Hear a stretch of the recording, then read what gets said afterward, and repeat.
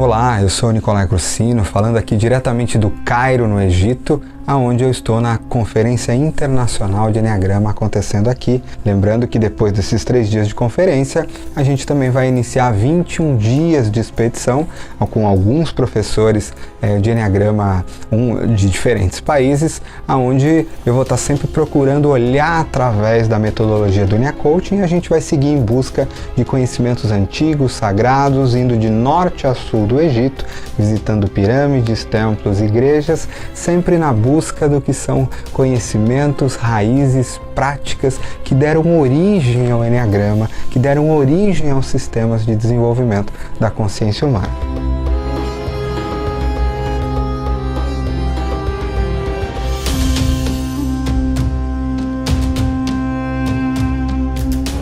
É muito difícil descrever o que algumas dessas peças impactam em nós. Bem difícil. É inacreditável. Eu não consigo sair da frente dessa estátua. Eu acho que nunca vai aparecer no vídeo o que ela representa. É algo magnético, é impressionante. Caminhar por aqui com esse vento é realmente uma coisa bem impressionante.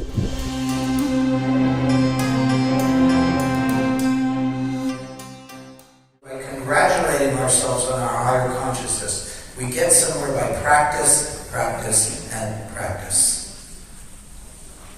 It's like, if we want to think about it in religious terms, that's my part of the deal, the bargain with God.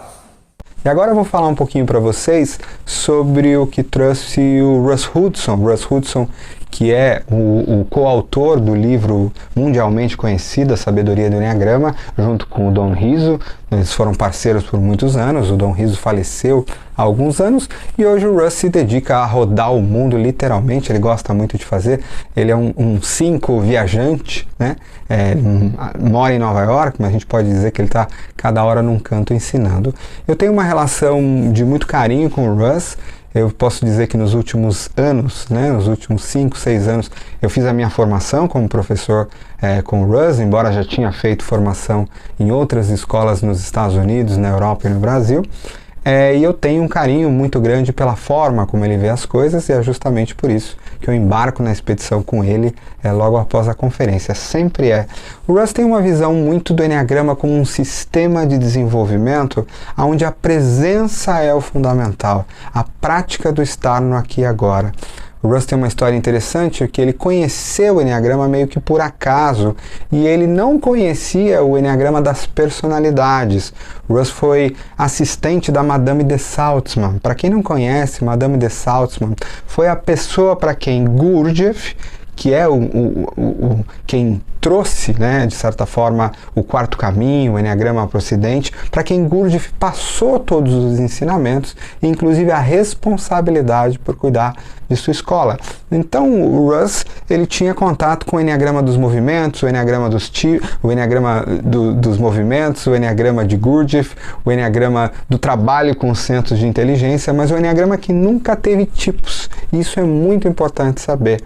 O Enneagrama de Gurdjieff nunca falou de tipos psicológicos, embora o próprio Gurdjieff tivesse sobre isso. Então tudo se envolve na prática de presença, nesse sistema que é sempre estar falando sobre a minha relação com o meu coração, com o meu corpo e com a minha mente. Isso é a base de toda a formação Enia Coaching, seja no Enia Coaching 9 Raios, seja no Enia Coaching espiritual. Nós usamos o sistema como que? Um sistema para que eu me aprofunde nas relações de crescimento e desenvolvimento com o meu próprio coração, com as profundezas do meu próprio coração, com as profundezas e desvios e visões da minha própria mente e com o meu corpo.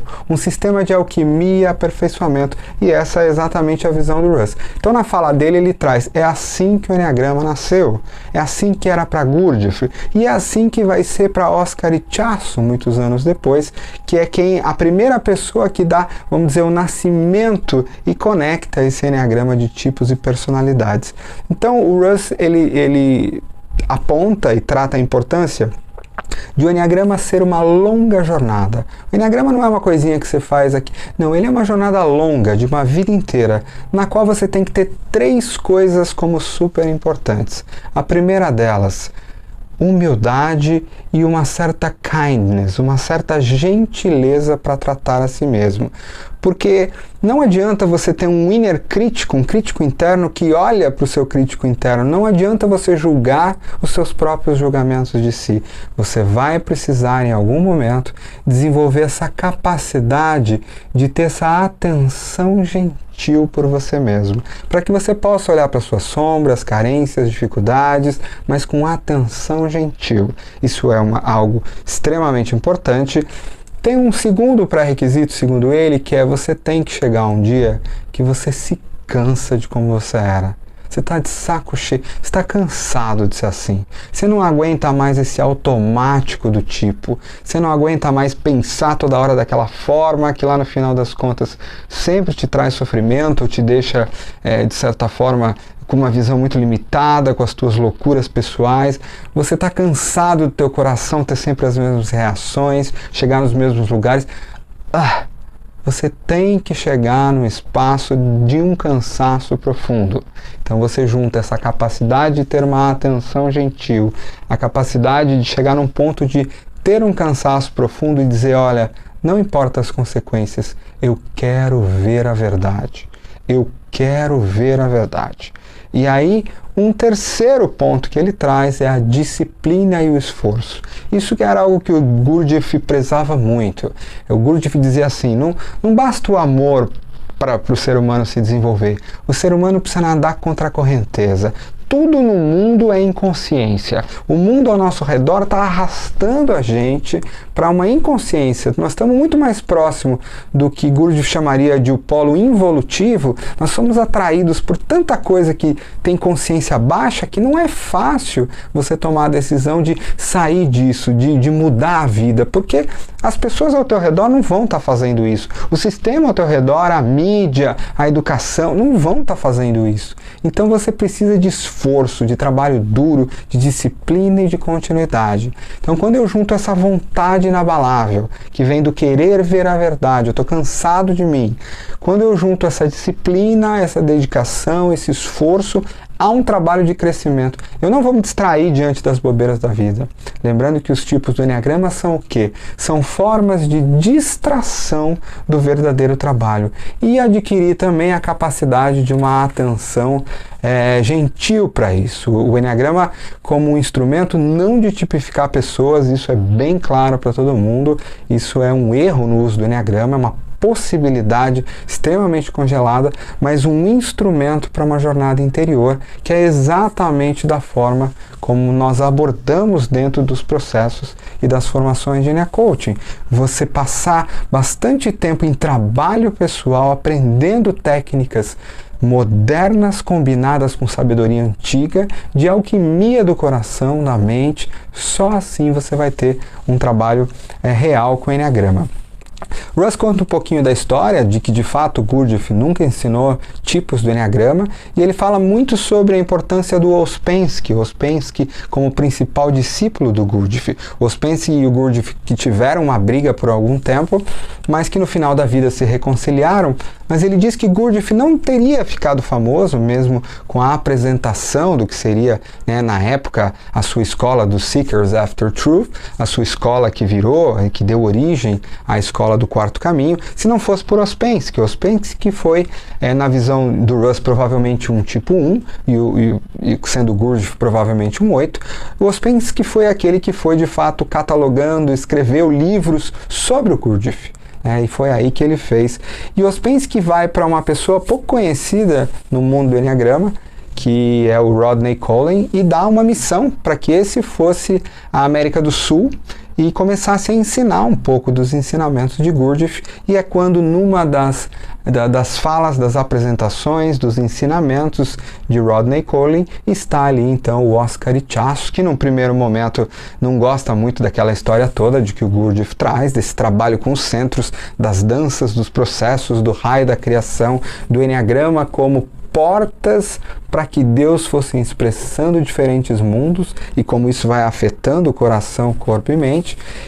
Mas em algum momento Oscar Ichaço tem esse processo de iluminação, ele que já havia combinado vários sistemas incríveis de desenvolvimento humano na escola de Arica, como a Kabbalah, e de alguma forma Oscar Ichaço retorna ao conceito que os padres do deserto, lá no século II ou III, vão estudar, e eu falo isso em muitos dos meus vídeos lá no canal.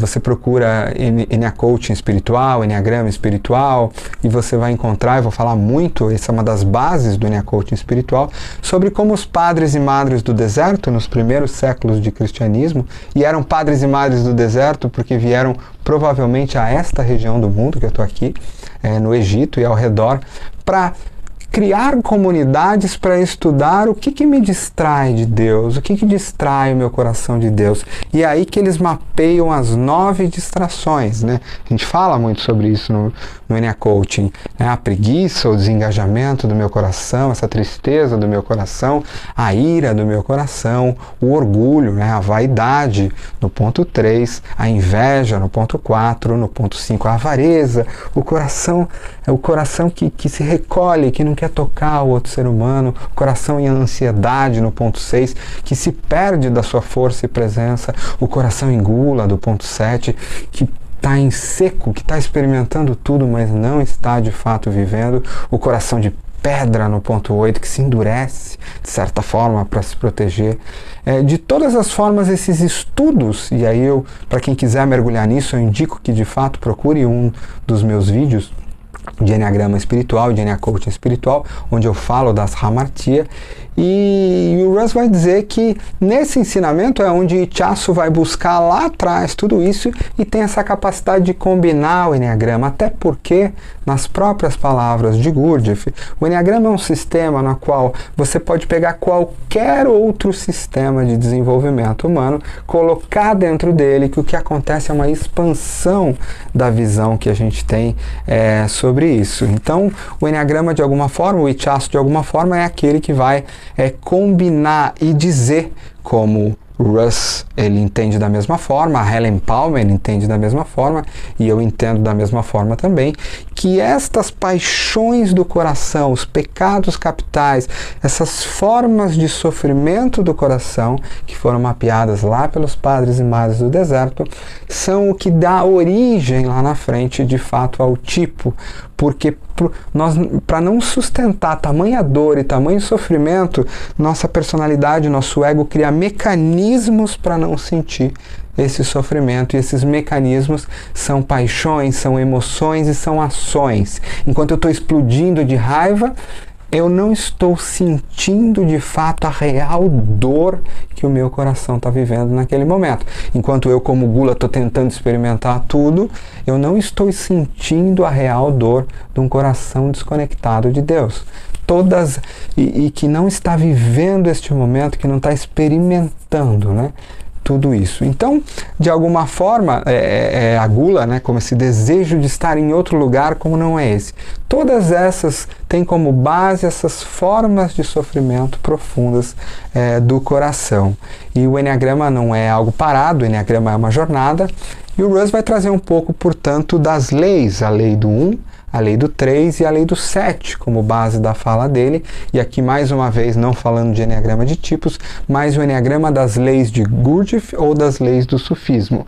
E ele vai dizer uma coisa que tem absolutamente alinhada com a formação de Enneacoaching espiritual e a nossa visão, que espiritualidade é para baixo, de que as escrituras sagradas e antigas, e o Russ é um grande especialista, é ele que vai nos conduzir nessa expedição pelo Egito, ele que vem aqui pelo 10º ano, e todas as escrituras vão dizer que não existe essa história de Hollywood de bem vencer o mal.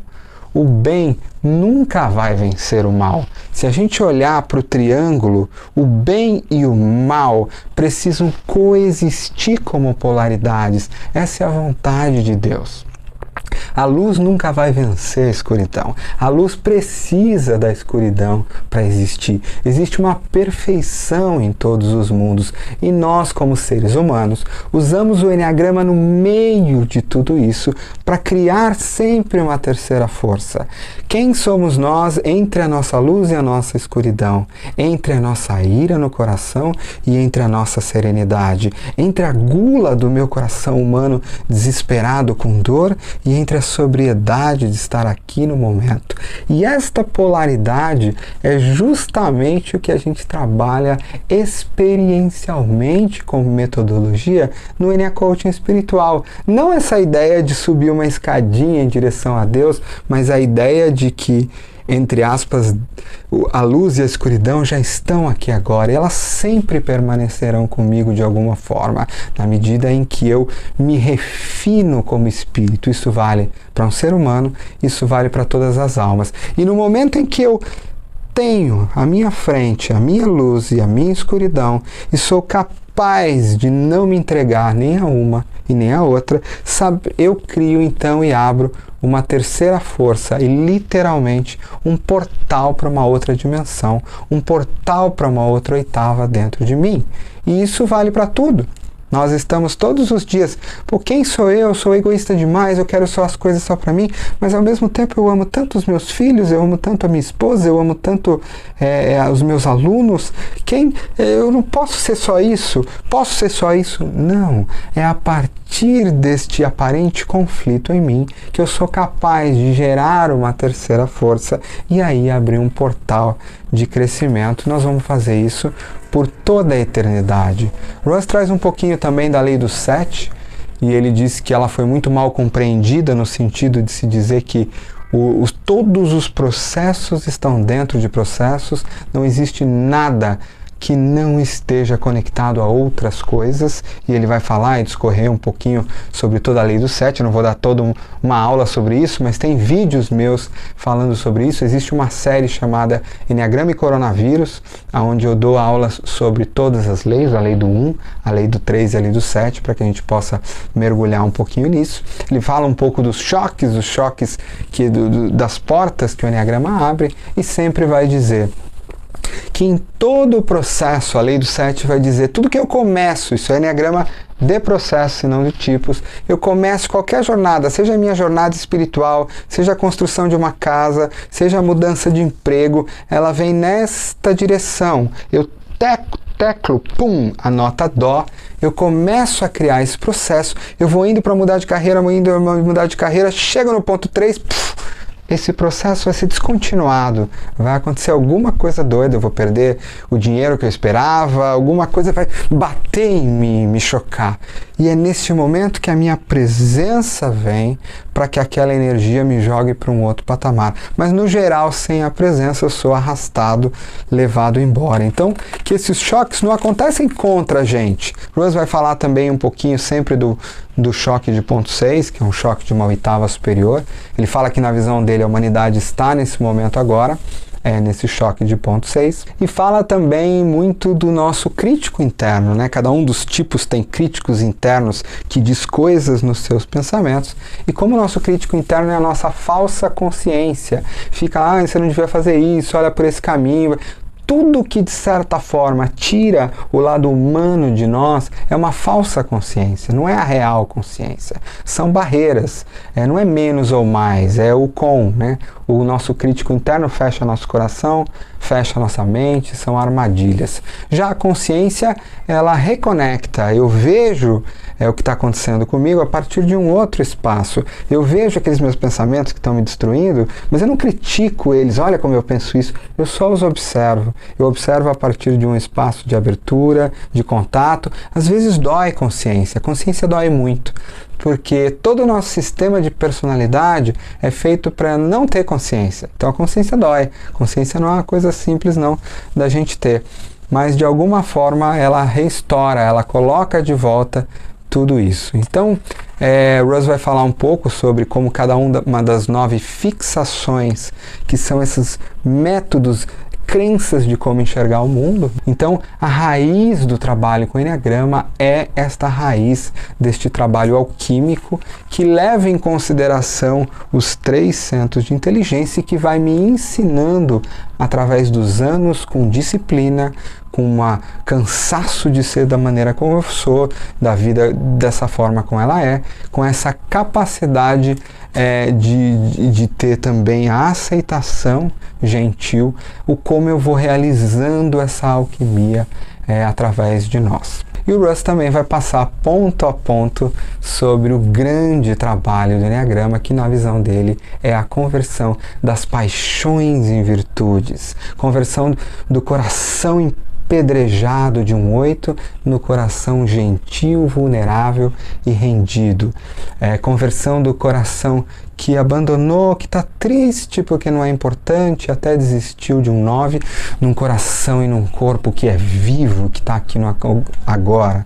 De um coração que tem raiva no 1, que está amargurado, que está ressentido, que tem mágoa profunda, num coração que perdoou e num coração que tem, portanto, esta serenidade, num coração 2 que está ali carente, que está ali de alguma forma criando uma falsa ideia de que eu não preciso de nada, que eu não sinto nada, para não sentir as coisas, num coração que de fato toca o amor, num coração que se cuida, num coração que se reconecta, num coração 3 que está literalmente vazio, que está literalmente na dor de não ter nada dentro, de não poder parar de fazer, porque senão eu vou sentir esse vazio que está no coração, né? Essa vaidade como um coração falso, que é colocado na superfície, um coração de plástico, e convertê-lo num coração preenchido, num coração doce, num coração que eu toco. Converter esse coração 4, que é um coração cheio de pregos, que está sempre doendo, que me apega, que reclama, que de alguma forma está nessa insatisfação eterna, nesse coração que experimenta um balanço emocional muito grande, uma equanimidade, um contato com o Criador. O Russ fala de um coração oceânico, que abraça todas as emoções possíveis como um grande oceano, de muitos humores, mas ainda assim de um grande oceano. Um coração 5 que está lá querendo ficar distante, não tocar ao outro para se proteger, que está lá de alguma forma bastante solitário, convertê-lo num coração que está disponível, aberto aos outros, a mim, ao mundo nesse momento. Converter um coração 6, um coração ansioso, que perdeu sua base, que está sem confiar, que está literalmente em pânico, e convertê-lo num coração forte, presente, num coração que se coloca na frente, que assume a autoridade mesmo diante dos seus medos, e um coração 7 que está ali com fome, acreditando que precisa estar sempre num outro lugar que não seja esse para se preencher, num coração que aqui agora, no que quer que esteja acontecendo, se preenche total e completamente. E aí, tudo isso vai requerer de cada um deles coisas, né? Requerer de 1.8 a sua capacidade de estar vulnerável, de estar disponível, requerer do coração 9 entrar nos conflitos necessários, dentro de si, fora de si, requerer estar na raiva, requerer de um coração 1 responder não, de forma não reativa, mas responder com consciência, não ser automático, mas sustentar primeiro uma emoção e se tornar um coração mais neutro, vai requerer de alguma forma de um 2, olhar e abraçar as minhas próprias dores, tristezas, emoções, bagunças do meu próprio coração, o meu próprio desespero aqui dentro com muito amor. Vai requerer de um coração 3 estar com o vazio interno sem querer fazer alguma coisa, para abandonar essa coisa de ter que fazer para não sentir o coração. Vai requerer de um coração 4, deixar essas histórias sobre mim para trás e só estar aqui agora aberto para o mistério. Essas narrativas sobre o que eu não tive, sobre os abandonos. Vai requerer de um coração 5 estar em conflito, estar aqui em contato radical com a realidade, sem fugir daqui por um segundo sequer. E vai requerer de um coração 6 uma presença muito grande para estar na ansiedade, estar no medo e transformar tudo isso num awakeness, né, de alguma forma. Vai requerer de um coração 7 essa capacidade de estar na sua própria tristeza e estar nas suas próprias emoções. Tudo isso é um pouquinho da visão do Russ que ele apresenta hoje. Para os alunos de NA Coaching não é uma grande novidade, mas como ele mesmo diz, eu nunca vou me cansar o suficiente para falar sobre o quanto esse sistema é e sempre foi em toda a sua tradição um sistema de refinamento do homem para que nós nos tornemos cada vez mais conscientes. E eu vou estar por aqui no canal do YouTube, no Instagram Nicolai Crucino, nos Stories durante esses 30 dias falando sobre os 3 dias de conferência e sobre os 21 dias dessa expedição, juntamente com o Russ Hudson, para em busca desses grandes mistérios, revelando coisas que estavam aí há muitos milênios e muito antes disso, para que a gente possa atuar com tudo isso e tornar acessível para o desenvolvimento da consciência humana. Essa é a minha missão aqui dentro da metodologia do NA Coaching, para o Brasil, para Portugal e para todos os falantes aí da língua portuguesa. Um grande abraço e até o próximo vídeo.